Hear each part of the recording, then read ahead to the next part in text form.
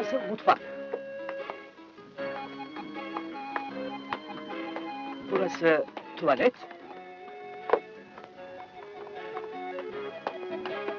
Burası çocuk odası. Efendim burası da yatak odası. Dairemiz ufaktır ama kullanışlıdır. Kirası ne kadar? 150 bin. 150 bin lira mı? He? İyi ama benim aylığım 135 bin lira. Hadi senin hatırın için 135 bin lira olsun. Peki ama ben nasıl yaşayacağım? Orasını bilmem. Eğer ayda 135 bin lira alıyorsan 5 kuruş kira vermeden gene yaşayamazsın zaten. Sen ne diyorsun arkadaş? Bu memlekette 46.200 lira asgari ücretle geçinmeye çalışanlar var. Öyle mi? İnanılır gibi değil. Onlar temelli ölmüşler. Bir daire aylığından çok daha fazla kira getiriyorsa demek ki bir daire kadar bile değerimiz yok. Okumuş yazmış, bunca yıllık devlet memuru, 3 çocuk, bir karı ve bir kaynana sahibi, aklı başında bir adamın bir apartman dairesi kadar değeri olmasın. Ne acı. Temelli ölmüşüz. Gayrimenkul değerleri dünyanın her yerinde gittikçe yükselmekte. Kiralık ev bulmak veya yeni konut sahibi olmak gittikçe zorlaşmakta. Bunu duymak bazı gayrimenkul sahiplerini mutlu edebilir. Ama insanların çoğu ne yazık ki kendi evlerine sahip değil. İçerisinde yaşadığımız sosyoekonomik düzende herkesin konut sahibi olması zaten mümkün değil. Ana akım mantığa göre ekonomide her şey arz ve talep üzerine kuruludur. Yani ev fiyatlarının artmasının nedeni ev ihtiyacının boştaki konut stoğuna göre çok olmasıdır. Bu ilk bakışta kulağa mantıklı gelebilir. Yeni insanlar doğuyor ama evler aynı hızda imal edilemiyor. Ama hiç İstanbul'a veya başka bir büyük kente dışarı çıktıysanız fark edebilirsiniz ki her yer inşaat ve şantiye. 8.5 milyon konut boşta ve konut satışları geçen yıl 2025'i çifte rekorla kapattı. Yine de ev fiyatları devamlı artmakta. Hatta 2. Dünya Savaşı'ndan beri bir ülkede normal şartlarda kira fiyatlarının uzun vadede yıldan yıla düşmesi pek duyulmamıştır. Şimdi bunun için bir sürü tek tük açıklamalar var. Mesela faiz oranlarının artması veya düşmesi olabilir. Ama faiz oranlarının düştüğü ülkelerde de arttığı ülkelerde de kira fiyatları artmakta. Ya da ev sahipliği vergisinin çok olması olabilir. Göç olabilir. Ama aynı şekilde dünyadaki her ülkedeki vergi veya göç oranıyla alakasız bir şekilde bu iş böyle. Arz talep zaten genel olarak hileli bir açıklamadır ve içerisinde bulunduğumuz durumu anlamak için de şu anda yetersiz. Neredeyse her ülkenin sahip olduğu başka bir ortak özellik var ki kira fiyatları her yerde aynı anda artmakta.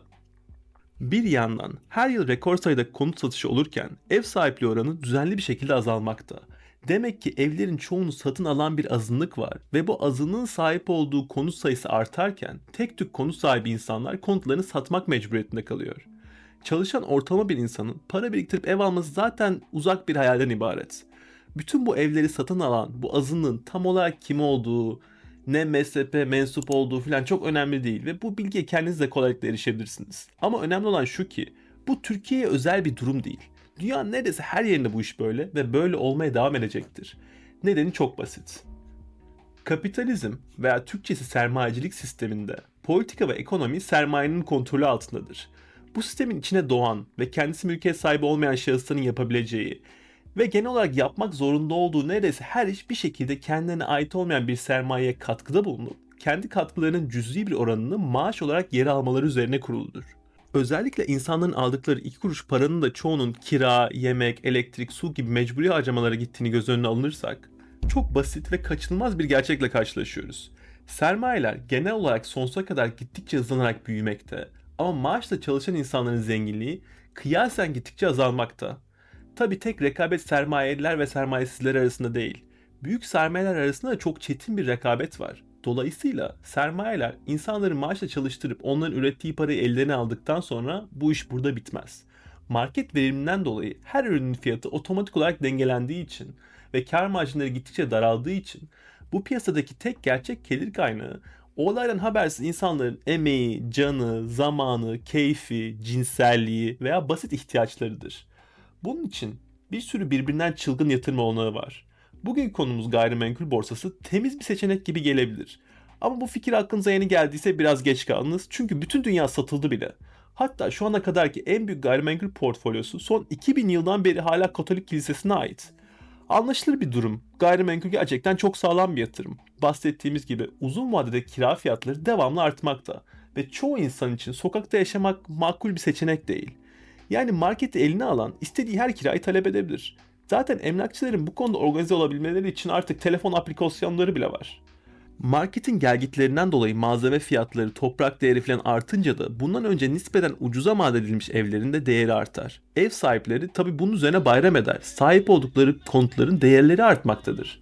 Ama orantılı olarak diğer her şeyin de fiyatı artar. Piyasadaki bütün ürünler ve servisler bu şişkin kiraları ödemek zorundaki insanlar tarafından sağlanmaktadır. Mesela Türkiye'de bir taksi şoförünün maaşı ortalama 40.000 TL civarındadır.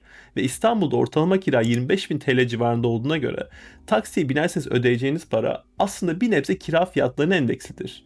Aynı şekilde dürüm yemek için bir dönerciye giderseniz döneri kesen amca da bu ortalama 25.000 TL kirayı hem kendi evi için hem de dükkan için ödemek durumundadır. Aynı zamanda kullanılacak etin üretimi için de hem tesislerde kira hem üretimini ve taşımasını yapan herkesin kendi ev kirasını ödemek zorunda olduğunu hesaba katarsak neden bir tane et dönerin 500 lira olduğunu anlamamıza yardımcı olabilir. Fiyatlar böyle artınca da her konut sahibi tek bir şahıs olarak kendi karını gözettiği için aldığı kirayı olabildiğince arttırır ve bu şekilde bir kısır döngüye girilir. Ama bu durum aslında çoğu konut sahibi için de iyi değildir. Gayrimenkul dışında para kazanmak zorlaştıkça insanlar çaresizleşir ve kira tahsil etmek veya onları kiradan çıkartmak gittikçe zorlaşır. Konut sahibinin yine kapitalist üretim modelinden dolayı gittikçe pahalılaşan çocuk bakmak, hastaneye gitmek veya büyük bir market alışverişi yapmak gibi mecburi bir harcaması olduğunda onu milyonlarca zavallı garibandan ayıran konutlarını satmak zorunda kalır. Bunun ötesinde konutların çoğu zaten yurt dışı sermayeye, yatırım fonlarına veya Bill Gates gibi büyük iş adamlarına aittir. Onlar için her konut basit bir istatistikten ibarettir ve umursadıkları tek şey maksimum kâra ulaşmaktır. Ortalama bir insan için eğer gayrimenkul portfolyonuz düzenli olarak kira ile yeni konutlar alarak elinizdeki toplam sermayeyi büyütmeye yaramıyorsa aslında zarardasınızdır. Yengeden kalan köy evi değerlendiği için sevinebilirsiniz. Ama ya o evi satacaksınız ve bankada para yavaş yavaş eriyecek ya da evi kiraya vereceksiniz ve her yıl enflasyonu yakalamak için kiracınızla sonsuz bir mücadeleye gireceksiniz. İçerisinde ben yaşayayım derseniz de evin değerlenip değerlenmemesinin o zaman sizin için bir anlamı yok ki. Ama bütün dünya evin etrafında pahalılaştığından dolayı evden çıkamayacak hale gelebilirsiniz. En son beklenmedik bir masraftan dolayı çok sıkışınca da mecburen evi satıp kiraya geçeceksiniz. İlginç bir şekilde bu marketten yararlanmak için aslında konut satın almaya bile gerek yoktur. Çünkü bütün dünya bankacılığı gibi mortgage sistemi de zengin insanların yoktan para var edip üzerinden faiz almasına yarar. Yani mortgage da aslında insanlara konut sahibi olmaları için bir araç gibi satılsa da uzun vadede konut fiyatlarını şişirmeye ve banka ve sermaye sahiplerini zengin etmeye yarar. Onlar da milletten tırtıkladıkları parayla gidip gayrimenkul alarak fiyatları daha da şişirirler. Nasıl olur böyle bir zenginlik? Çalmıştır. Şu anda bir devlet bu sınırsız kar güçüne dur demeye çalışırsa uluslararası finans sermayesinin gazabına uğramaya göze almalıdır. Ki bunun sonu tarihi olarak 1954'te Guatemala'dan 2011'de Libya'ya kadar gözlemleyebileceğimiz kanlı bir darbe veya savaşa kadar gidebilir. Günden güne büyüyen konu sorununa karşı hükümetlerin süregelen ilgisizliğini kınamak için bu eylemi seçtim. Ben Kerim Kocaman, 40. yaş günümü kiracı olarak geride bıraktım. Yaşasam 80. yaş günümde de kiracı olarak kalacağıma inanıyorum. Ayrıca benden çok daha kötü koşullarda yaşayan milyonlarca kiracının varlığının bilincindeyim. İşte kiracılık yazgısını benimle paylaşan vatandaşlarıma yardım edebilmek için yaşamıma son vereceğim.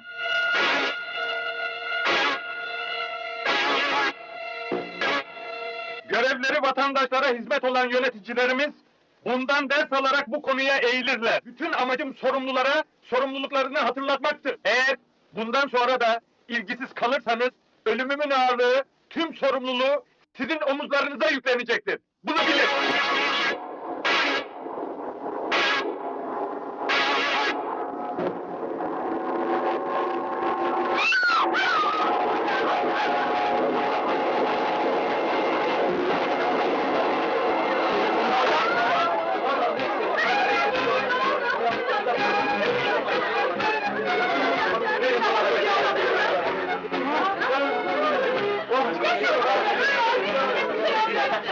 Yaşıyor muyum? Yani ölmedim mi ben? Bu sene daha çok çekeceğimiz var kiracı olarak.